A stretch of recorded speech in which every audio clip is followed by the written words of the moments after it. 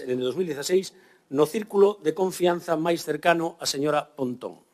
É o fío conductor das 3 campañas que desenvolveu como candidata. E, sen embargo, ven vostede de ser a primeira víctima desta comisión de investigación. Ven vostede de ser descabalgado de executiva. E resulta extraño, a vista do resultado da campaña electoral que vostede coordinou.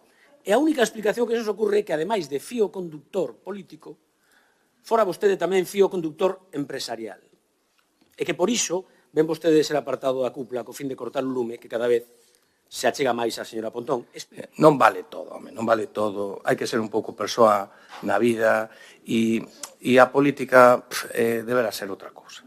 Vale, eu, desde logo, teño moito respeto a este Parlamento, polo que significa hoxe e polo que agardo que significa algún día. Se queren vir aquí a enlodar e a... Digo vostede que non fai acusacións, mima, se as chega a facer. En fin, eu podría... Teño unha resposta moi fácil, pero non vou caer nesa dialéctica. Mire, miña nai, cando vivía, non lle gustaba nada que militara en política, pero díxome unha cousa unha vez que lle fixen caso, non? Ela me dicía, mira, Rubén, antes de ser bo político hai que ser boa persoa.